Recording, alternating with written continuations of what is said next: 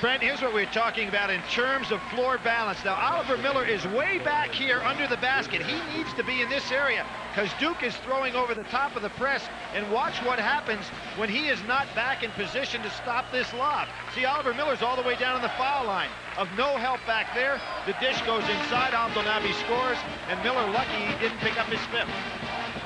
Well, Billy, Todd Day, who took himself out of the lineup a short time ago, has returned, and now Lindsey Howell is moving over to the table to check back in too.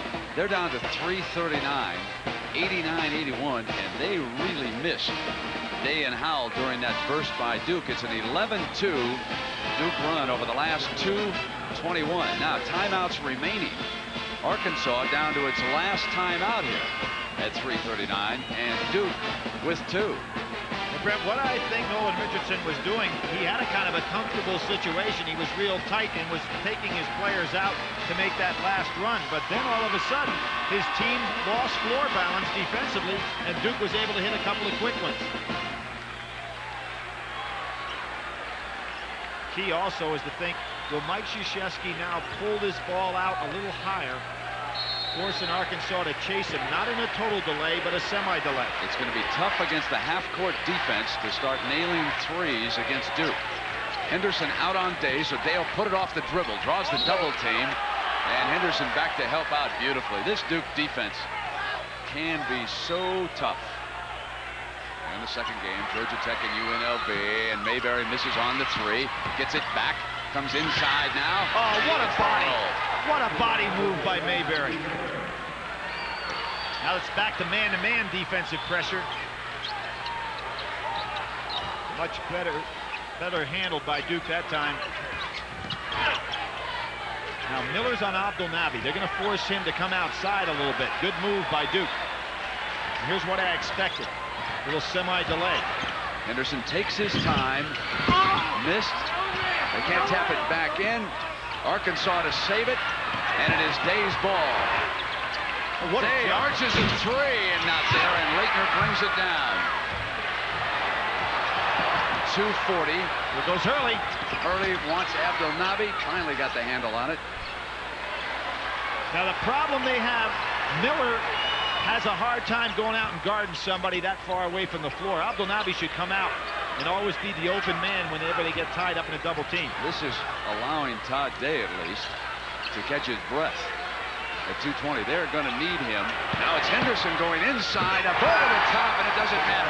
There was a switch that time, and Miller was stuck with Henderson. Great job by Henderson to recognize that and take him one-on-one. Henderson has scored Duke's last 7 points after returning from the nose injury. Mayberry can't find it. Duke's game to lose now. Leitner off with the rebound. They're inside at 2 minutes. They lead at 91-83. 14 rebounds for Christian Leitner. Both of these teams are tired now. The starters for Duke have been out there what seemed for them like an eternity. I would get the ball to whoever Oliver Miller is guarding and make him play somebody. Day will come out and foul Leitner. Number 4 on Todd Day.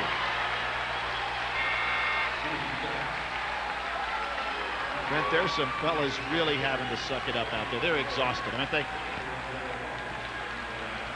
Well, we can see that Richardson now taking Mayberry back out, and Cannon Whitby, a senior, checks into a Final Four with 1:38 to go, 91-83.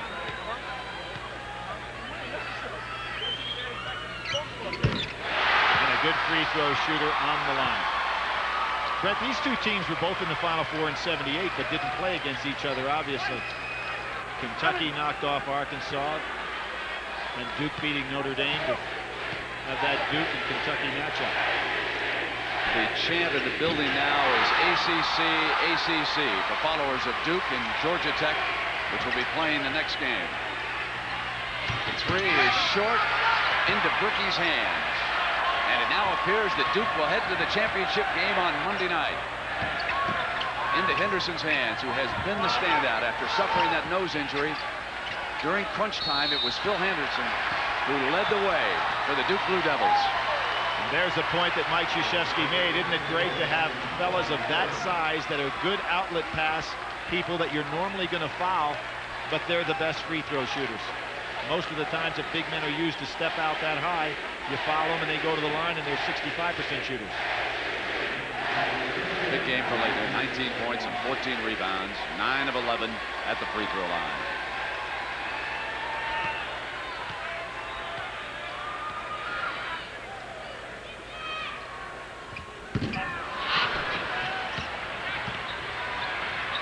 Three-point time now for the Razorbacks. Against a team that knows how to guard the three. Whitby. Duke's ball.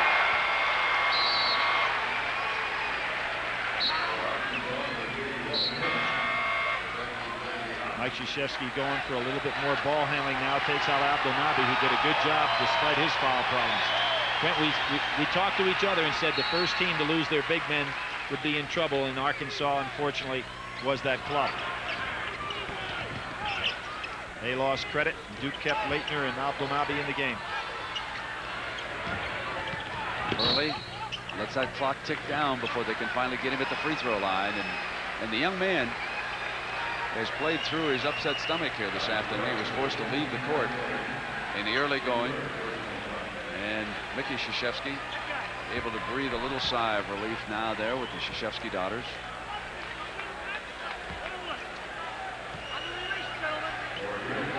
Well, just last year, this young fellow was leading his high school team, St. Anthony's, to an undefeated season, the #1 ranked high school team in America. He's got a chance now to be the #1 ranked college team in America. You know, we all remember the great Danny Ferry, who's over in Italy playing, and last week during the Connecticut game, he called thinking it was over, and of course they were just getting into overtime, and his friend said they got 11 seconds to go, and Danny said, well, describe the action to me. So he kept him on the phone throughout overtime, and Danny thought it was great until he got his telephone bill last week. That's right. He doesn't have deep pockets. Murray with the rebound. Ricky's hands, and he is fouled. 44 seconds to go now. For the last 2 years, Duke has been eliminated in the semifinals. Last year it was Seton Hall knocking them out. But 5 years ago, they made their way into the championship game against Louisville down in Dallas, and they were beaten by the Cardinals. So the Duke Blue Devils appear to be headed back for another chance at an NCAA championship. This is their 8th appearance in the Final Four, and they're still looking for title #1. You know, Brent, on that Danny Ferry story, I understand that in his accounting of funds, he's got a $2 million contract over there in Italy, and he estimated he has spent about $550 of his own dollars on the year. Pretty good education he got.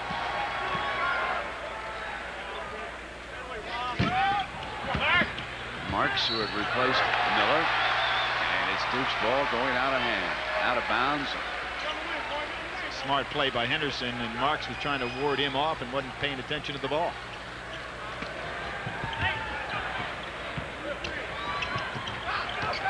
Every senior, every 4-year senior who has played for Mike Krzyzewski has earned his degree down at Duke. So this is a program that does it not only on the floor, but also in the classroom. And they'll be going back to the championship game on Monday night.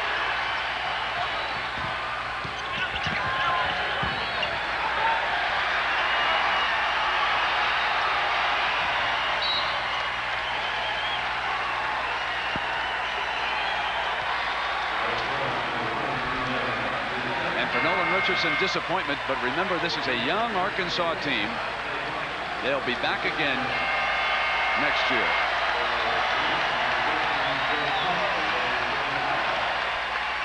And Duke will be back again Monday night. For Mike Krzyzewski now, and just think of this, in the NCAA, his record moves to 21 wins and 6 losses.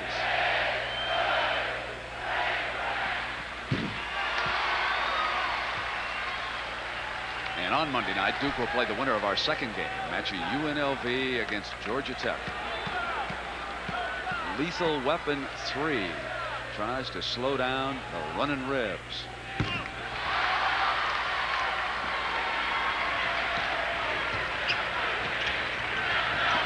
just won't give him the three.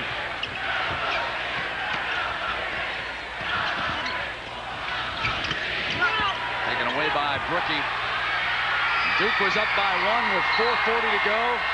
And after that, they dominated this game, winning it 97-83.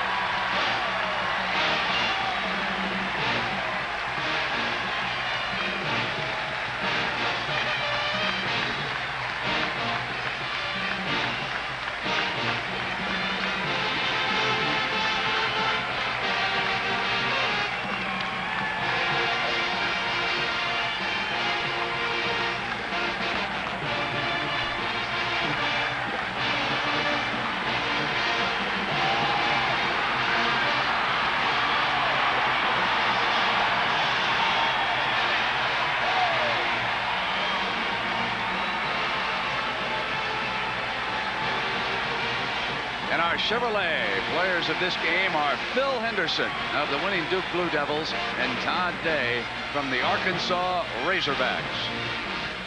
We're going to come back and we're going to hear from Coach Krzyzewski and Phil Henderson in just a moment.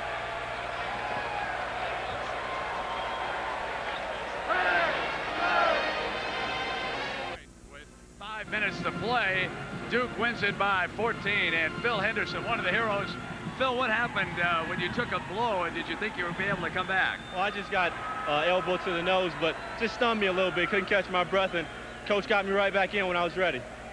Well, Mike, there are old-fashioned gut checks, and that was one not only for you as a coach, but your team. I mean, I thought both teams played extremely well under very trying circumstances in the first half. Well, it was such a physical game, and I can see where they wear a lot of people out. Our bench did a great job for us, especially with the foul trouble. And I thought Phil really stepped forward when we lost the lead in the second half. We looked like we were out of it. And then he had said three-pointer. He gets hit in the nose. He comes right back. And that's what he's been doing all year long. And then little Hurley, I hate to say it. How about when he ran out on the court? Did you know what was the problem? Well, he came up to me and says, Coach, I got diarrhea.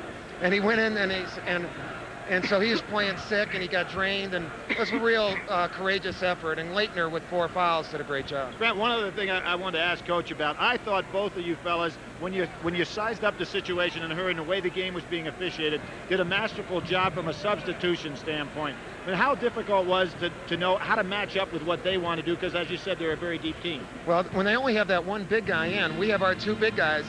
We're hurting a little bit because we started out Christian on Day and he went crazy. And at halftime, we switched Christian to Howell and put Robert on Day, and I thought that was a much better matchup because Howell was playing a little bit more inside today. All right, Mike, thank you very much. Good luck on Monday night.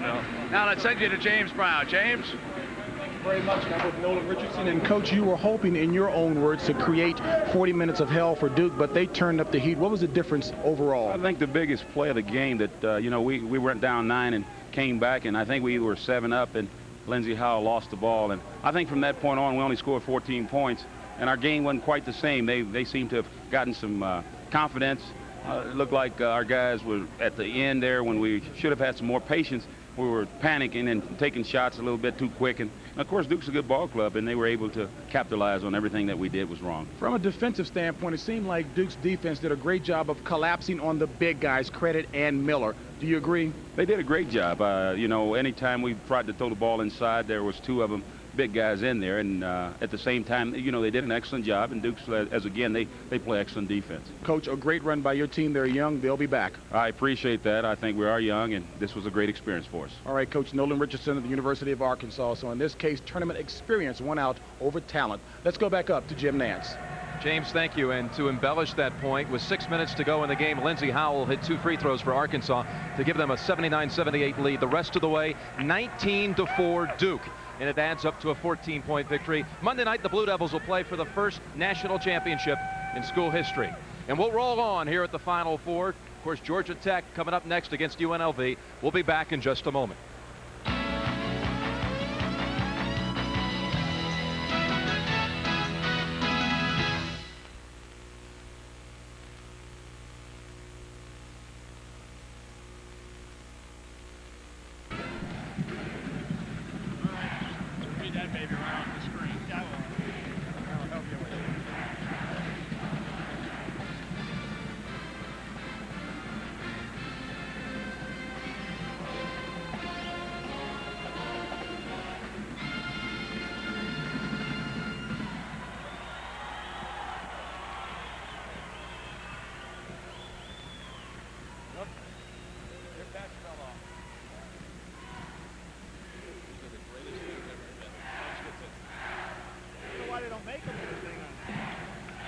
go, boys. Help baby line up. Here we go now. Ah, come on.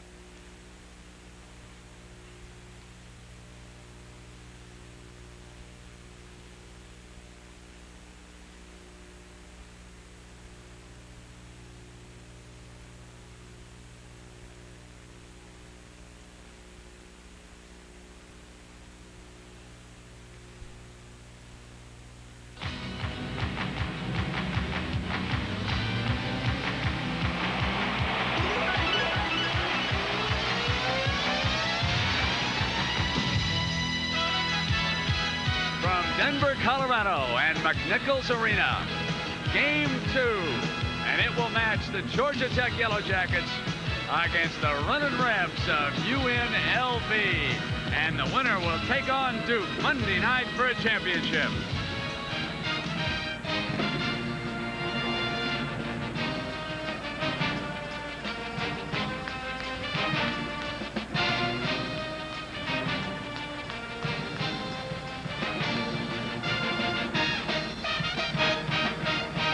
Welcome back, everybody. I'm Brent Musburger. Georgia Tech, Lethal Weapon 3. You've heard about it. Let me show you how effective they have been. They are led by the freshman guard from New York City. And is he a wizard? Kenny Anderson, 21 points a game. But there also is solid senior leadership on the floor. Brian Oliver averaging 21. And then the fastest gun of the trio. Can anybody stop him? Dennis Scott averaging 28 points a game. Overall, they are accounting, Billy Backer, for 79% of the team total for Bobby Crimmins. Magnificent. Well, Brent, normally that'd be a wipeout, but all of these players are so versatile on the perimeter, no team has really been able to match them up, so that's what makes them so tough. Now, what about Dennis against Stacey Augmon, that matchup? It will be extremely interesting. We have maybe the best offensive outside performer in the country against the best defender against that type player in the country. So maybe somebody's going to get the upper hand. I don't know. It could be a Mexican standoff there. Billy, in coaching, you stand second to nobody in your respect for the legendary John Wooden. 10 championships, most wins ever in the tournament, 47. Then there's a great job by Dean Smith, 43 victories overall. Denny Crum at Louisville, 32. The legendary Adolph Rupp from Kentucky. But folks, it's becoming shark-infested waters. Number 4 in climbing, Jerry Tarkanian with 31. You forget how successful he's been as Leslie Visser is over there getting a late tip or two. Well, Shark spent the first game just sitting in the crowd watching a game. He's a gym rat who has become one of the real legends in coaching. All right, and he's got a man down on the low blocks, Larry Johnson. Larry Johnson was the nation's leading junior college player last year, and many believe he may be the best player in Division I this year. Very difficult to stop in the low blocks. Great hands, powerful player, and really understands his role on this team. Analyze this one for me, Coach. Well, I don't know. We're going to have to see a game that I think is going to be a little different than the first one. One of the things is Rocky Mountain High, and I'm not talking about music here. I'm talking about the length of the bench. UNLV has a deep bench. Georgia Tech obviously does not. Augmentation. We talked about Stacey, what a great defensive player he is. He can guard anybody on the floor. The nation's best defender this year. And let's see what he can do with Dennis Scott. Can he do it? We're talking about Kenny Anderson, and the answer is yes. Maybe the best freshman guard ever to play college basketball. He'll be something to see today. And the three-point hunter. Now, I'm talking about Anderson Hunt. If he does not shoot well from the outside, Vegas has got some problems. I just heard Magic Johnson saying, tell that man to hold on. But we're going to see the amazing Kenny Anderson when we come back in a moment. CBS Sports coverage of this 1990 NCAA basketball national semifinal game is sponsored by Budweiser, the king of beers. Remember, know when to say when. AT&T, the right choice. UPS, fast, efficient service to 175 countries and territories worldwide. And by Mitsubishi Motors, bringing you a full line of award-winning automobiles.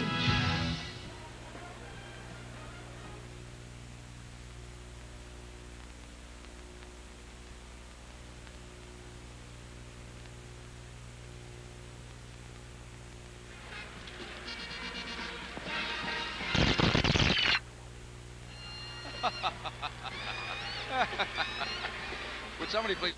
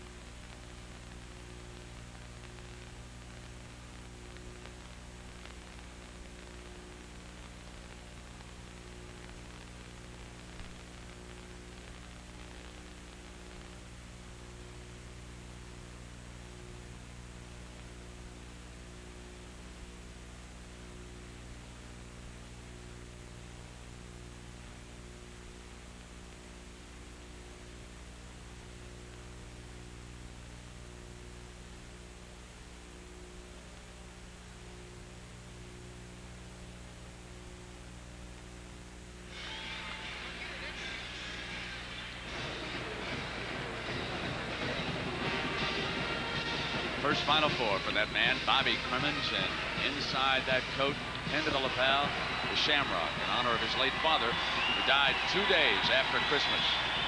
And he was the man that Bobby most looked up to. Now we're going to meet the starting lineups. Wouldn't be a Final Four without Frank Fallon, so let's join him. Good evening, ladies and gentlemen, and welcome to the McNichols Sports Arena in Denver for tonight's national semifinal game between the Georgia Tech Yellow Jackets and the UNLV Runnin' Rebels. And now let's meet the starting lineups. For Georgia Tech at forward, a 6'8" junior from Reston, Virginia, number 4, Dennis Scott. For UNLV at forward, a 6'8" junior from Pasadena, California, number 32, Stacy Augman. For Georgia Tech at forward, a 6'10" freshman from Chattanooga, Tennessee, number 32, Malcolm Mackey. For UNLV at forward, a 6'7" junior from Dallas, Texas, number 4, Larry Johnson. For Georgia Tech at center, a 6'9" senior from High Point, North Carolina, number 44, Johnny McNeil. For UNLV at center, a 6'10" senior from Washington, D.C., number 00, David Butler. For Georgia Tech at guard, a 6'4" senior from Smyrna, Georgia, number 13, Brian Oliver. For UNLV at guard, a 6'1.5" sophomore from Detroit, Michigan, number 12, Anderson Hunt. For Georgia Tech at guard, a 6'2" freshman from Rego Park, New York, number 12, Kenny Anderson. For UNLV at guard, a 6'2" junior from Las Vegas, Nevada, number 50, Greg Anthony. And introducing the head coaches for Georgia Tech in his 9th season, Bobby Crimmins. For UNLV in his 17th season, Jerry Tarkanian. Tarkanian in his 3rd Final Four, but he is still searching for that first elusive championship. Back for the tip-off.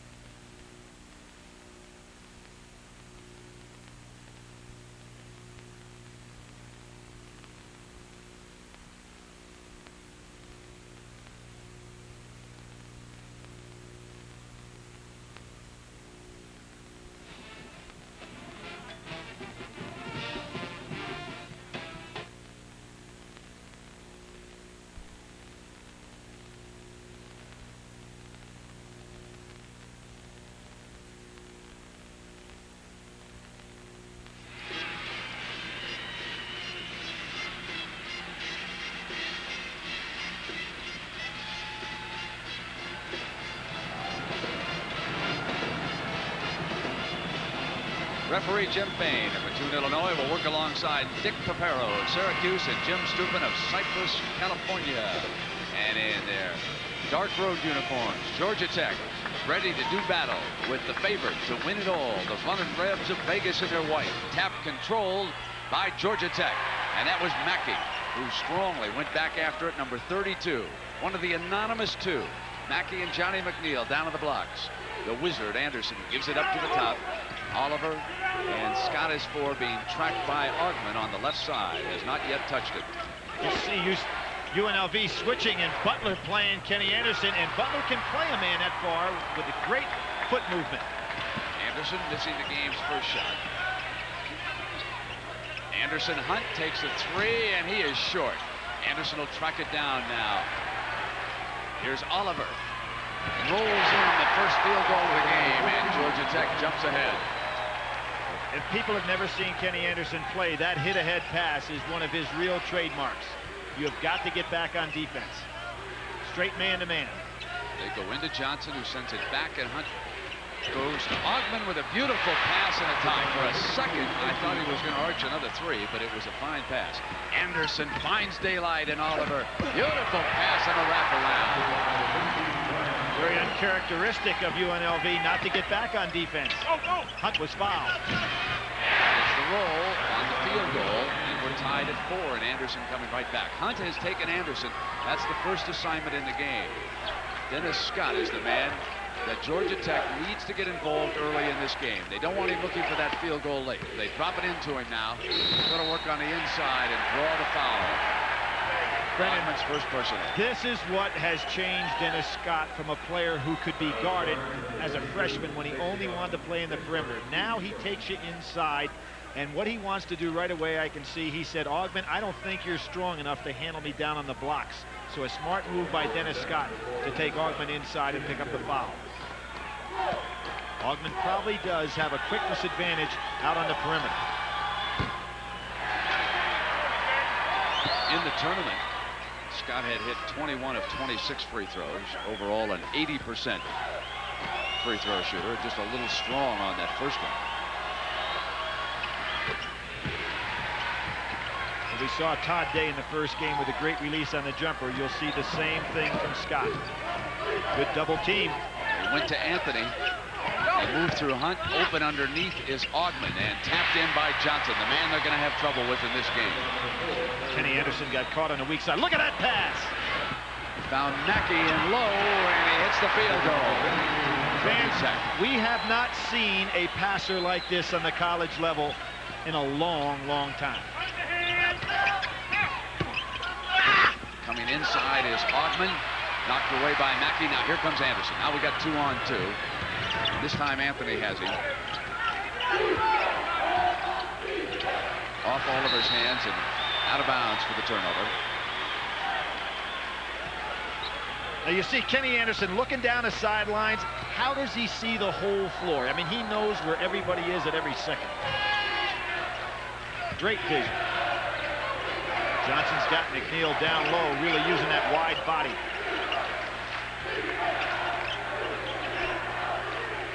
Hunt's second three. Off the glass. Had to call it close, right? No. In a game of horse, that one doesn't count. But in basketball, it goes. That could build Anderson Hunt's confidence, and that would be a real key to the game. Coming off the dribble, changing hands, Kenny Anderson, the wizard from New York. Now he gets back to the other side of the floor and knocks the ball out of bounds. Here's what I'm talking about, Brent. That shot was designed to go directly in the basket. So Hunt was off, but he wasn't off. The player who's been impressive in the early going is Mackey. I don't know about Anderson, but he's holding his own against Butler right down there on the low blocks. They get to Augman, though, and they're having a matchup problem with Stacey Augman in low, and it's 11-9 Las Vegas. And that's Dennis Scott's man, so he is having problems there. Straight man-to-man by UNLV. Georgia Tech will change up. Oliver, after the gamble fails, misses the shot. And Butler with that familiar yell as he yanks down a rebound. Augman runs the floor beautifully. Well, we pointed it out last week. There's nobody finishes the fast break like Augman does on the college level. Now it is Scott misfiring, and foul underneath is going to be on Oliver. One of the things, if Augman's going to get involved low in the offense that much, Scott will be open down here at the other end. Exactly what the old term Gussie hanging is exactly what Dennis Scott did on Stacey that time. You want to go down and take two, I'll go the other end and get three. Now the defensive specialist, Carl Brown, has checked in, and Mackey is conferring over there with Coach Crimmins. And Bobby undoubtedly wants him to switch off on Augman when he gets free down low, and he's changing up. Brown somewhat smalls, a terrific defensive player. And there's a 3-second violation. Now, Brent, this is the small team for Georgia Tech. Dennis Scott now will play Butler. And this puts Johnny McNeil, stays right where he was, and the team will be small. Oliver will have to take Stacey Augman. 13-9. The running Rebs break on top. McNeil the screen. Scott in low, and he traveled. We've got a timeout. 15-54, 13-9, the Rebs.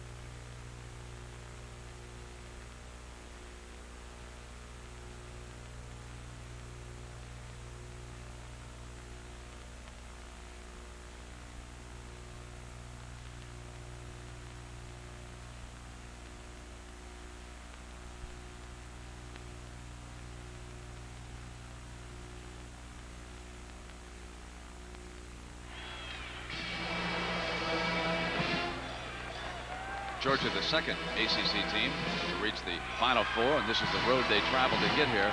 They fell behind LSU early, you might remember. A dramatic overtime and a controversial one against Michigan State.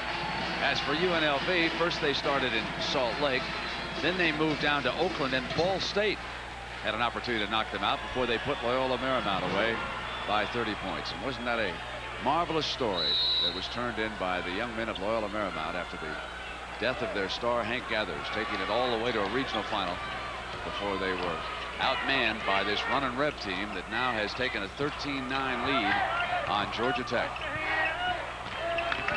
High-low post now. Butler and Johnson trying to work. Ogman rims out. Georgia Tech going hard, had two men. Oliver down in the fourth, quickly back up, and this is Brown.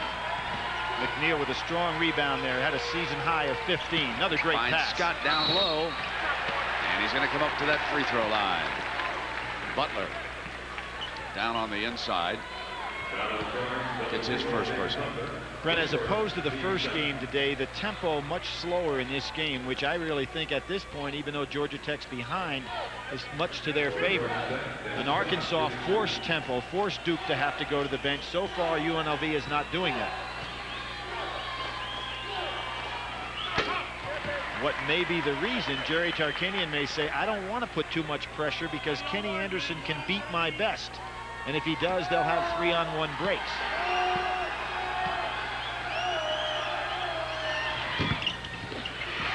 Scott cool so far. Anthony dueling with Brown as he brings it up now for the Rebs. Getting it into Butler. A collision, and a foul is going to be called on Anthony. Now that was just a little one-on-one confrontation between Anthony and Brown. Brown was trying to do the same thing to him down the other end. You can see that. Stepped out there. Not a wise move by Anthony. And Anthony is a tough young point guard for the Rebels who suffered a broken jaw and didn't miss a single game. UNLV goes to their zone defense now. And Dennis Scott will look to find a hole somewhere beyond the zone. Great steal. Ogman, 3-on-1. They break out. Hunt gives it to Ogman. And he'll come on up to the free throw line. Scored. And a chance to complete the three-point play for number 32, member of the United States Olympic team. It's lost to the Russians in Seoul, Korea. Now will come to the line. We'll see the steal here, and so far Oliver has not been sharp. Ogman just steals the ball, and when he goes on the break, everybody on his club knows what a great finisher Stacy is. That time he used the left hand, but can use the right hand as well. An 8-point UNLV lead in the early going, and 9 by Stacey Augmon, who's doing it at both ends of the floor. He has shut down Scott from the field, and he's contributing offensively. McNeil will have to take the shot. McNeil has had a very, very fine NCAA tournament, scoring more than we give him credit for. Or Brown will get right up in there on Anthony. Tough defender. The 3. Anthony's first field goal of the game. Each of the Rev starters has hit a field goal here in the early going. It's 21-12 UNLV, showing everyone why they're the power team to be reckoned with. Back comes Scott, and he nails his first 3. 5 for the game. I don't think that 1-3-1 zone and that amoeba zone is going to do much for Scott, because he'll go down outside the extension of the zone and take that 3-pointer. Brown's first personal. Mackey returning. And Moses Scurry, number 35, checking in for the first time for UNLV. Butler will sit down.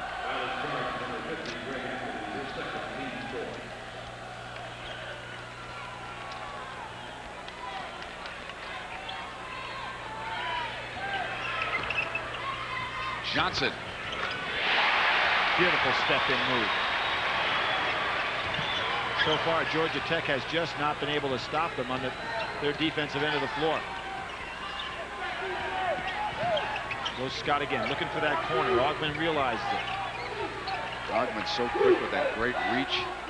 Jumps out of that zone on Scott. Now Dennis will run the baseline. Tried to get it inside, and Scurry was in the passing lane, but Scott gets it back. Now he'll come back down on Anthony. Tap back into the hands of Mackey. Smart play by Dennis Scott. 23-17.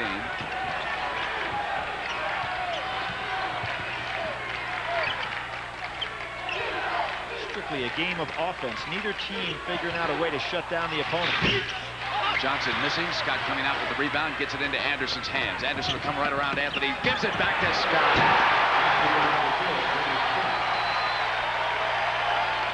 Well, when you need 2 points in a close game and you got Kenny Anderson bringing it down the floor, you're just about unstoppable if you get numbers in your face. And it goes over Anthony. And on the inside is where that personal is going to be called. That's Scurry, who gets his first personal. So it was not Anthony.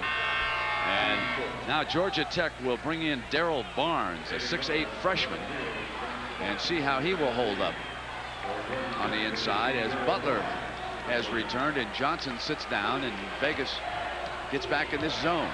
It's the amoeba defense. A little matching up out front. A one-celled animal that changes its shape to destroy the enemy. That's what Buzz Riddle told me was how the amoeba was named. Former great coach at Pittsburgh. Anderson, daylight, good shooter. It's a 2-point game. Georgia Tech right back as they put up 6 straight points. And Anthony having some problems down here. Now Brown is the kind of guy just aggravates you because of his great tenacity on defense. Now Butler has it knocked away by Scott on the inside. And Barnes wraps it up. And the Ramblin' Wreck can tie it up. No, don't try to cut off Kenny Anderson with the dribble. You know what he does to people, Brent? They're so used to being able to guard a man one-on-one with the dribble. He demoralizes you when he puts the ball in his hands.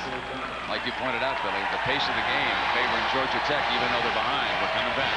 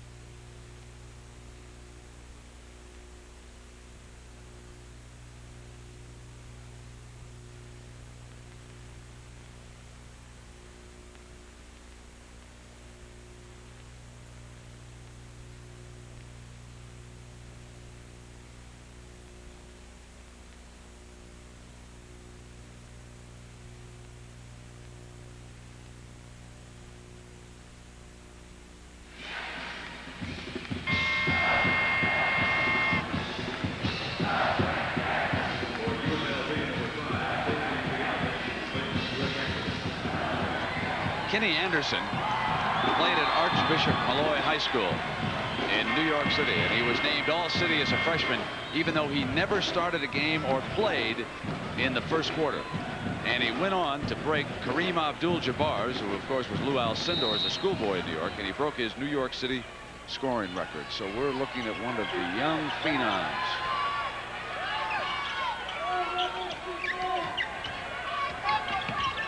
Both teams shooting well, 69% for Tech, 67%. Cianovich, who had checked into the game, has the ball with Anthony, who had struggled early on, out of the game now. And Kenny strips him, and he'll come in for the layup to tie it. Oh my, here we go. Stacy Cianovich, son of a coach, would be smart to give up that ball when he's being played by a defender of that caliber. Yes, sir. Offensive foul on Cianovich. Backcourt problems for the Rebels. Cianovich is trying to do more than he's capable of at this stage in the game. But with Greg Anthony out of there, Anderson Hunt wanting to break long for the three-point shots. Cianovich is the only primary ball handler. 6 team fouls on Vegas. Only 3 on Georgia Tech here in the early going. Scott now wants his 3 from NBA range. Oh, that's a 26-footer. Now Cianovich under pressure from Brown. Georgia Tech up 3. Anderson back quickly to help out on Cianovich. They're looking for the 5. They don't get it into the hands of Butler. By pressing, they take the inside game completely away. Hunt will try it off the penetration. Butler knocked out of bounds by Scott. Vegas ball. Jerry Tarkanian going to his bench early. Maybe he's saying, hey, this is going to be a long night. I'm going to use this bench, try to wear Georgia Tech down. But what he's not doing is creating the tempo in this game that would force Georgia Tech to have to go to their bench. UNLV in this tournament, I believe, has never been behind by more than 4 or 5 points. They're down 3, and Anthony comes back in. Cianovich sits down. Anthony will take the ball out of bounds. Augmon Johnson has returned. So the starting 5 for the Rebels back on the floor. And Georgia Tech playing with a little more confidence right now on the floor. They've got the lob to Butler on a swing. It's a little bit too big on the lob for Dennis Scott. Johnson, who's taking his game outside, hits a 3-point shot. I thought somebody said he couldn't hit from the perimeter.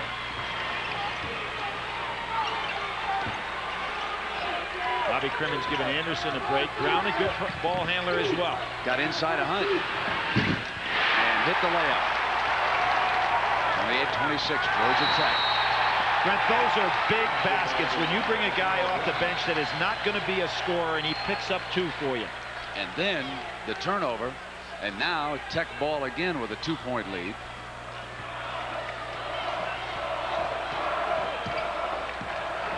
So it looks like Bobby Crimmins is going to go to about an 8-man rotation here. Getting a lot of quality minutes out of Brown. Bounce to Oliver inside of Anthony, and Butler away with the rebound. Long pass to Johnson. Count it. Layup. And he drew the foul from Mackey instead, so he'll come to the free throw line. Pretty good foul by Mackey because Johnson down in low. He just cannot be contained. So strong. Look at the great hands he has, and not to walk on that play. He came to the good jump stop.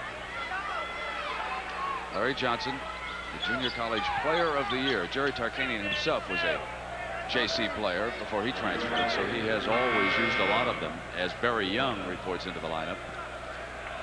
Johnson's out of Tyler, Texas. And I want you to take a look at this young man because he's built a little bit like one Lawrence Taylor. And he was an amateur boxer as a young man for 5 years. And I said, were you any good? And he said, I was a killer. But we can't find any tapes. There's no evidence, folks. I just passed that along. I don't know. Well, I would say this.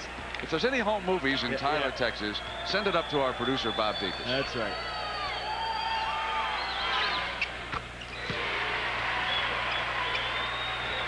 Tied at 28 now. 9:44 here in the first half. Back to the man-to-man, which seems to be a better situation for Jerry Tarkanian's club. Keeps Dennis Scott. Oliver with a beautiful spinning move for the layup. Now it's Hunt's turn. Tied, and now we're starting to warm to the task. Brown back for Tech. Scott will come outside with a 3. 33-30 now, 9-14. Georgia Tech leads it.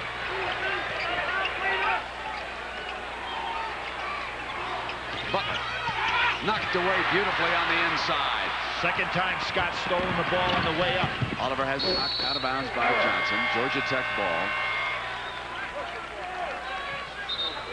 Johnny McNeil back for the Engineers, and both teams shooting well as Kenny Anderson comes back.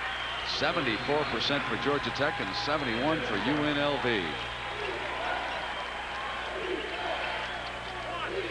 Bobby Crimmins establishing his rotation now.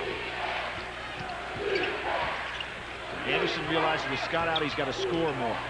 I want to stress again the pace of the game favoring Georgia Tech, because at this altitude, you don't want to get into a helter-skelter up and down with a light bench. As the pass was into McNeil, and he traveled. It's going to go over to UNLV. Turned it over.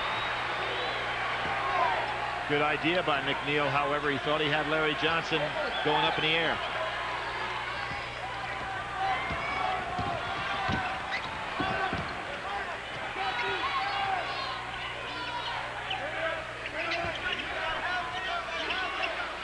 Butler.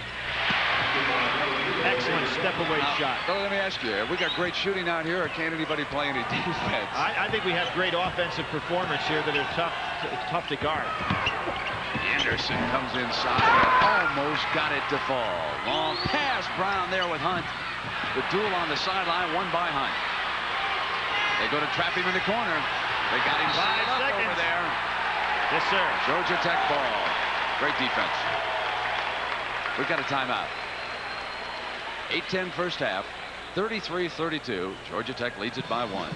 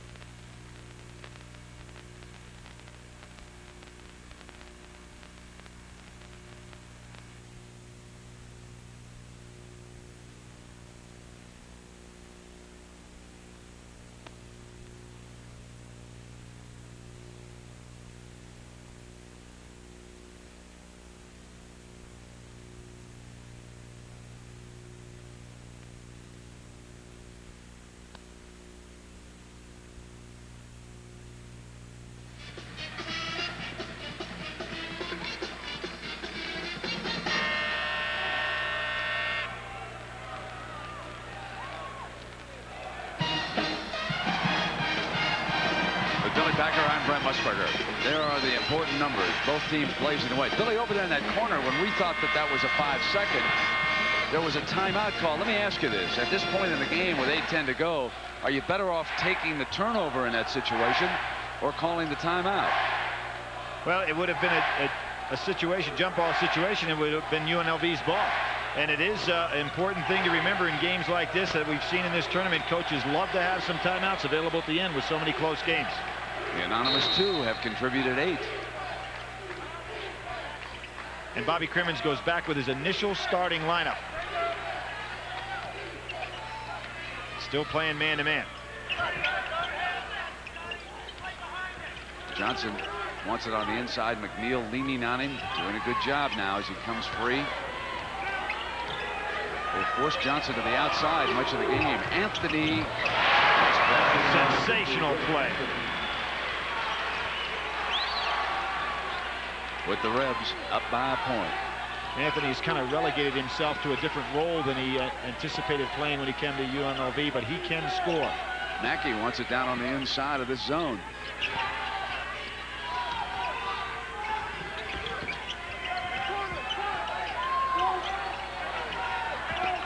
Anderson comes inside. They closed in on him, and he just put it on the floor and burned him. And Brent, he was looking to pass on that play and just stood up there and said, okay, you're going to let me have a shot, I'll take it. Butler off the fake. McNeil rebounding, and here's Anderson again.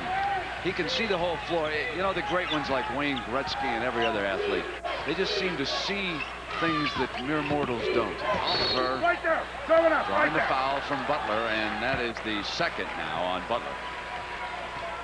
The other thing I think is interesting about these three great scorers that Georgia Tech has, they don't force the play. They let the scoring come to them. Only one team has held all three below 20 in the same game. That was Virginia in the ACC championship that they played, but they're very patient with their offense.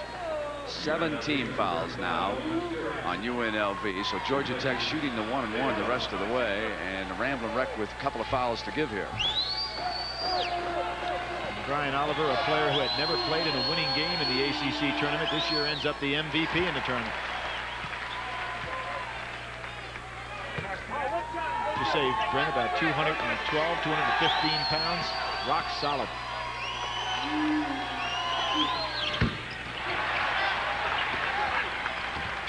They go to some pressure, and they get it into Hunt's hands. Jump shot won't roll, and Ottman taps it back in. 11 points for Stacey Ottman in the first half.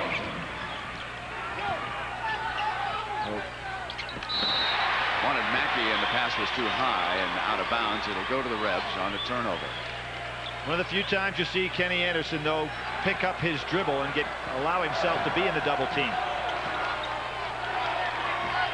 It's not infallible.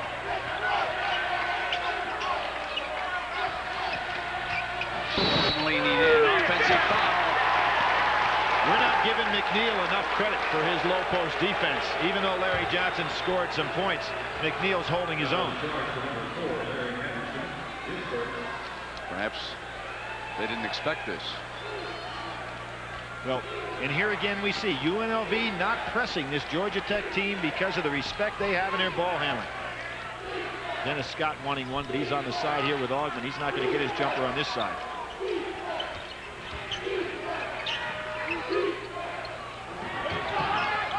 Oliver spins inside.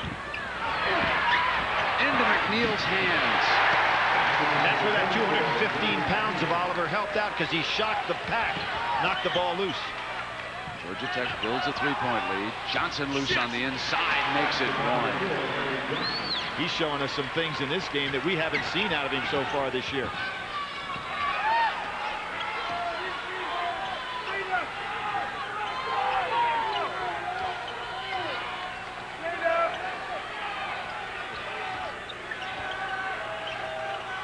Inside to Mackey. Now from the perimeter, it'll be Anderson. The three. On the money for Kenny Anderson. 11 points in the first half. A well-coached team. You notice how they made the clock was used up some as they surrounded that zone.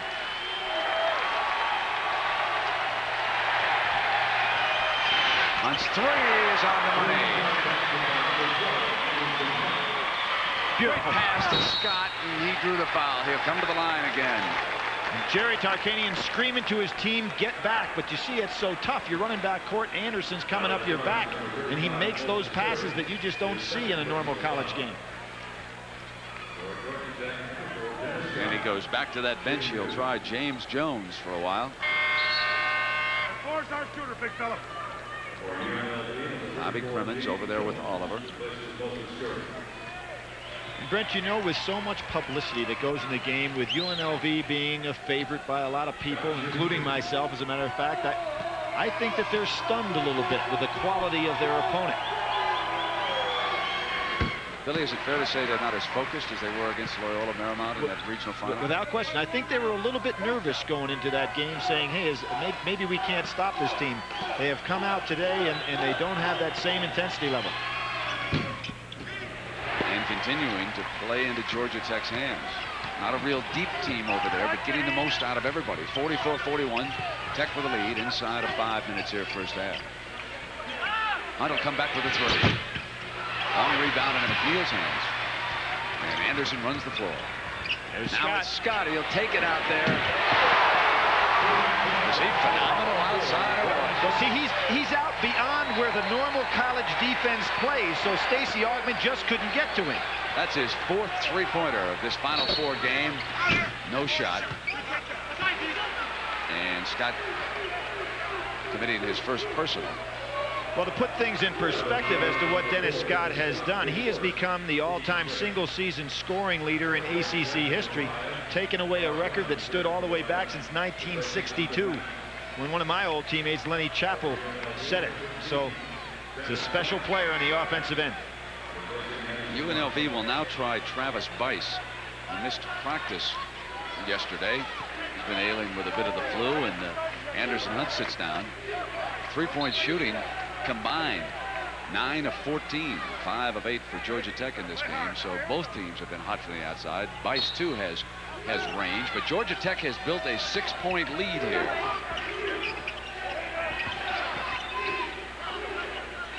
Now McNeil going out on Johnson a little higher.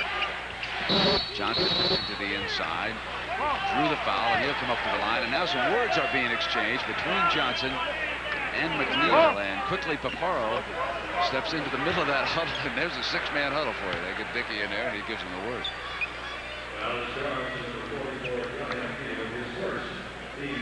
But what Johnson has been doing has been taking McNeil outside, but because McNeil may be better than anybody we've seen play Johnson in the low post, is holding his ground there.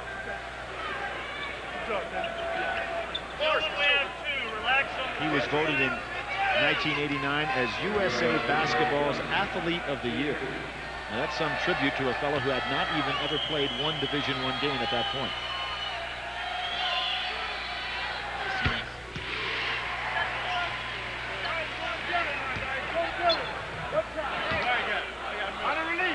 Just buzzing around in terms.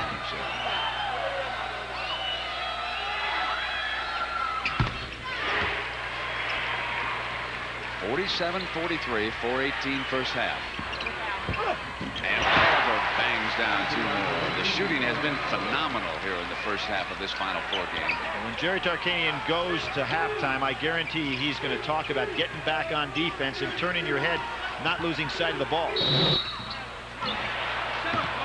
Brown commits the personal, and Anthony will come up to the free throw line. Really interesting that the ACC has defeated all the #1 seeds, and that's the 3, and of course UNLV would make it the clean sweep. Is Connecticut, Michigan State, and Oklahoma.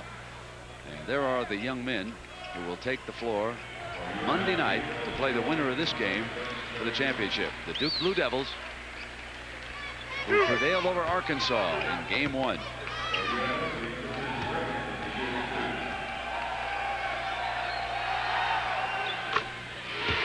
If there's the most courageous player this year, there's Lindsey Howell sitting there. Has played his last game as a collegian.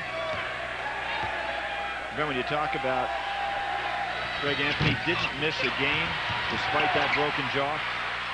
Showed great leadership, coming right back at practice. Wants a clear out. He wants part of Brown.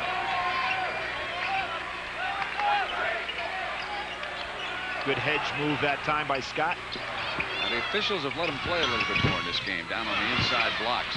That's a different kind of officiated game, and so McNeil's able to lean on Johnson down in there. Bice trying to get Butler involved. Anderson reaches behind to get it to Butler on the turnaround. That's his shot.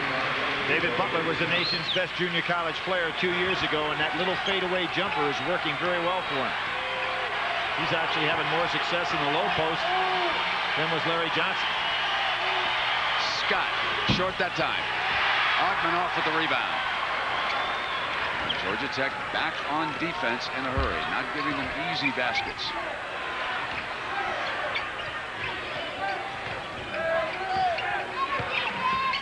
Butler again the turnaround, and Scott is fouled. That was Augmon coming through, and that's his second personal here of the half. They've been over the limit for some time. Mackey and Johnson will return soon. Both coaches substituting much different than we saw in the first game. And Brent, I think the reason for that, the first game was so physical, a lot of body contact, everybody checking on every foul. I mean, on every shot that went up on the boards. And those teams wore down much more than these teams are. Let's check in on lethal weapon. What percentage of the 80%? 18, 10, and 11. But let's not overlook the rest of this team. Billy, you told me that McNeil was a pretty good player. And he's been impressive here in the first half defensively. And so has Brown. Only has 2 points, but he's been doing the job, making Greg Anthony really work. 51-46, 2:54. Georgia Tech stands up and says, don't count us out too quickly, folks. So we'll be right back.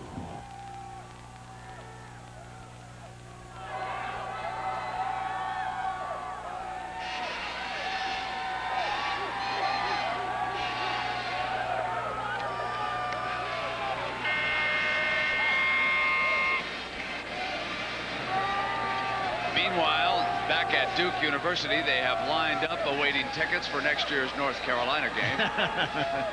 The celebration is underway. 97-83. Duke advances to Monday night's title game, and there are some of their heroes. And here, a surprise, 51-46. This is the first time that UNLV has trailed by as many as 5 points in the entire NCAA tournament.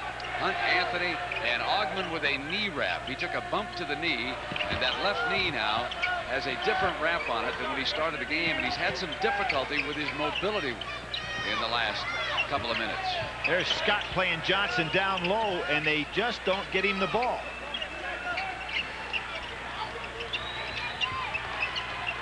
Mackey leaning away on Butler, and again they don't ship it on the inside. Now they get to him, and they play catch with Anthony. They need that shot to loosen things up, and they're not getting it. Anderson flips, and Oliver does get the handle, comes up, and Butler wraps it away out of bounds. Georgia Tech ball. Oh, another pass. You got to be aware all the time. There's the knee, the left knee, Stacey Augman. Brett, the only person I've seen make the two-handed chest pass from as long a distance as accurately as Anderson does is Magic Johnson. That ball was thrown a good 35 feet right on the money. And now it goes over to Vegas. Johnson will have the ball out of bounds. They trail it by 5, 2 minutes in the first half. Again, watch Dennis Scott and Johnson down in the low post. Scott trying to use that upper leg to hold him off. Into Johnson, who muscles his way in, is short that time. Henderson comes out now. UNLV back defensively. Kenny will pull it out and nail it himself. That's 13. 20 for Scott, 10 for Oliver. And he's also thrown 5 assists. Good double down by Brown on Johnson. Augman gets it to Butler, and it's knocked away again. Third time Scott has stolen the ball on the jump shot. Off Augman's hands. Now, Larry Johnson and Dennis Scott did not cross half court that time. They stayed back. I think they're starting to feel it. The minute and 18 to go till halftime, and neither coach wants to take their ace out. But the officials ruled it was not off Augman's hands. So it goes over to UNLV at 1:15, 53-46.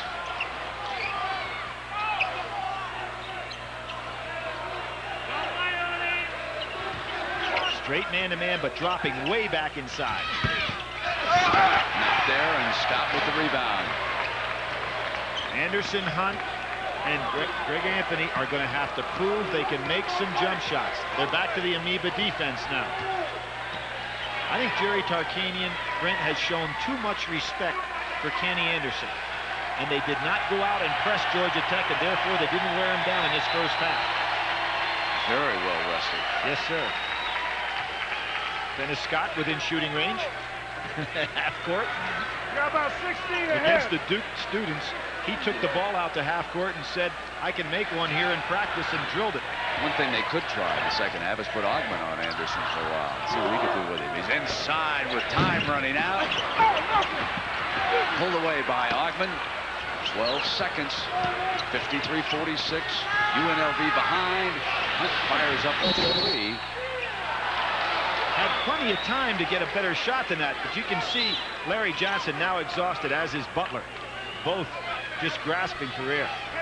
Billy, do you find UNLV playing a little out of desperation here? I really do. I think that this game has shocked them a little bit. You can see Larry Johnson just bending over trying to grab his breath.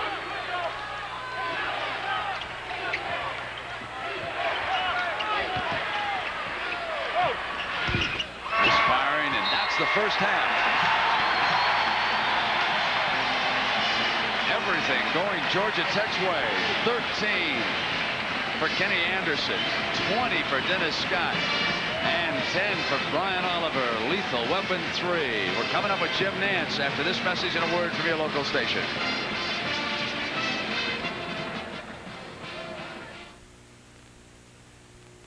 Sports coverage of this 1990 NCAA Basketball National Semifinal game is sponsored by Pontiac and your local Pontiac dealer. We build excitement.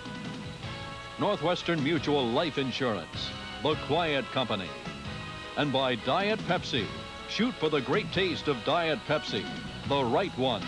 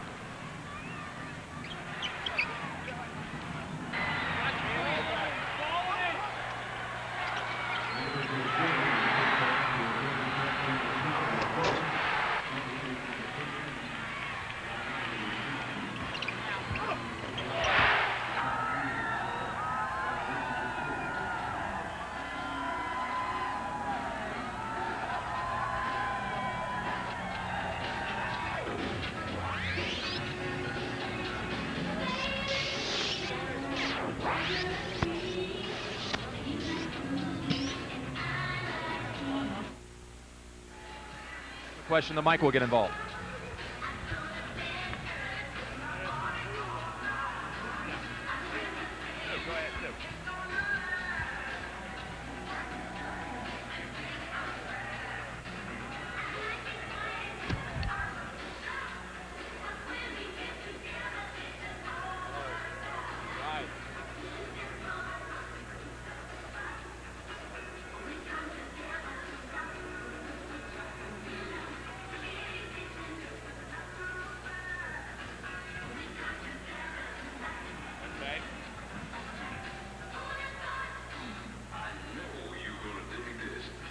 Yeah, I saw that.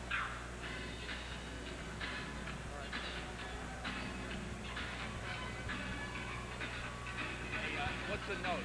Scott has 20. Were they down 9 early?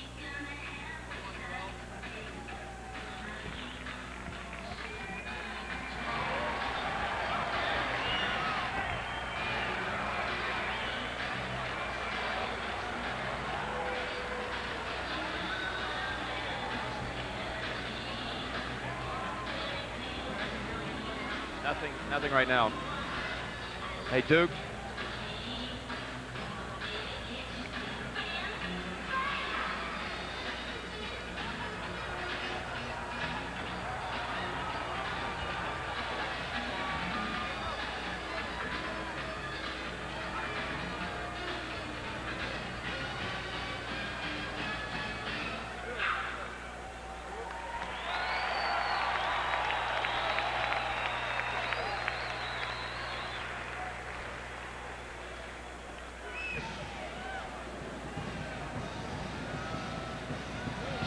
That's a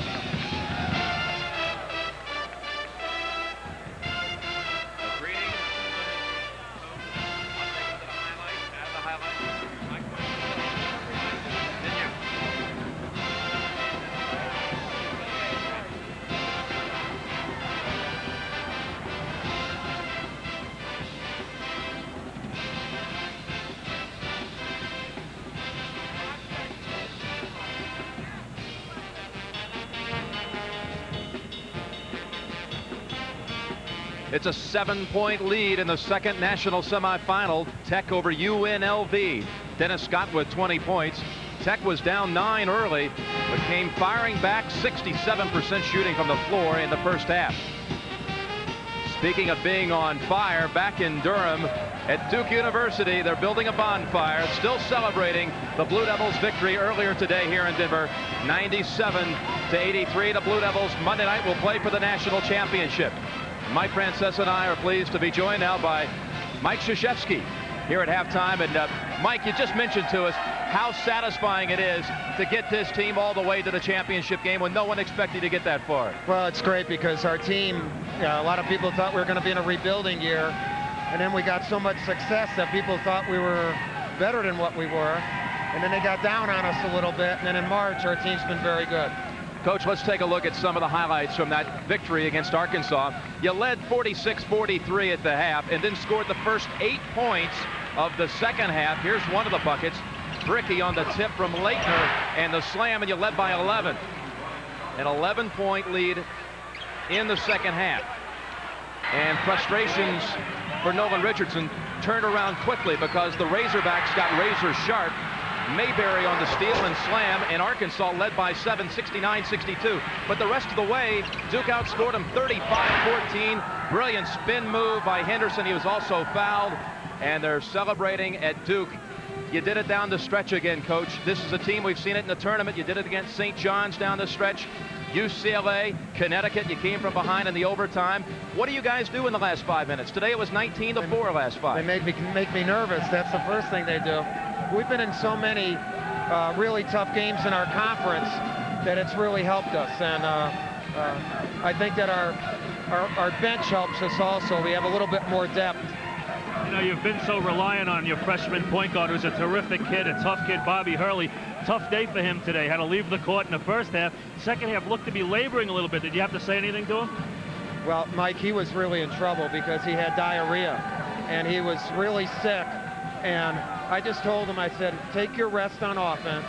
Let Phil help you a little bit, bring it down, and play as long as you can. And he's just a courageous kid. The other thing I thought that was pretty good for our team is down the stretch, our defense was good. We have pretty good defense. And when you talk about it, Duke, execution, experience down the stretch, great game by Henderson down the stretch today. 3 big three-point plays. The one that we just saw on the move, then he hits the three-point shot to put us up 73-71, and then he hit that one that seemed like it took about 5 seconds to take. And when he hit that, I thought we had a great chance to win. Coach, I know you faced Tech 3 times this year. You beat them twice, but your thoughts on the first half here between UNLV and Georgia Tech? Well, I just got a chance to see the last 8 minutes, and it looked like Tech had the tempo. They have the poise. Anderson's playing great, and then Scott's been unbelievable. I don't know how many points he had in the first half, but 20, and it just seems like every time he shoots, it's going in. All right, Coach. Congratulations. We'll see you Monday night playing for the national championship. And we'll continue back here at McNichols Arena in Denver in just a moment.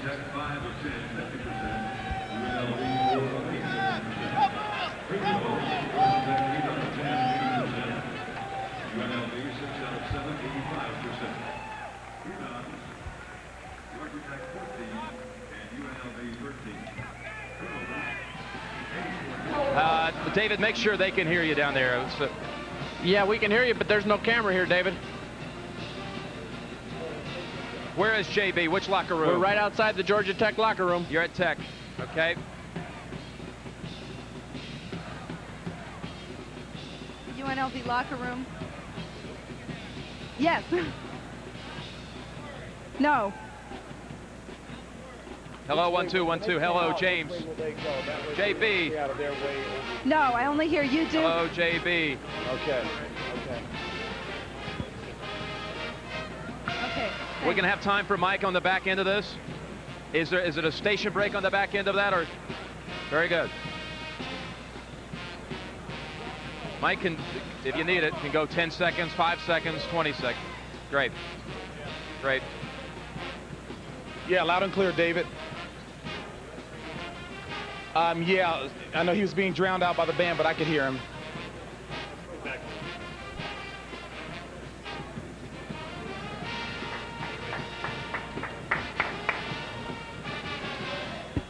Thanks, David. Okay, I can't hear, so as long as Duke tells me to go.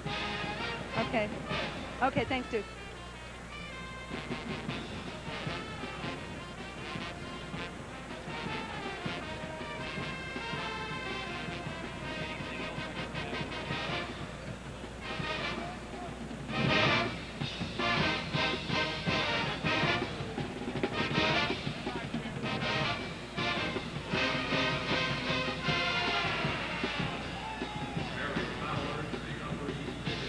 Lethal weapon 3, 43 of the 53 Tech points.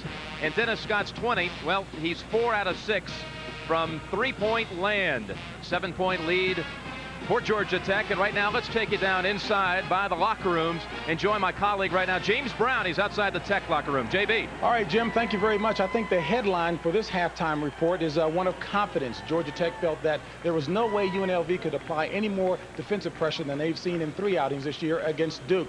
Also, the Tech coaching staff said an offensive wrinkle that worked well was starting Dennis Scott on the inside. Once he warmed up there, he was absolutely on fire on the outside.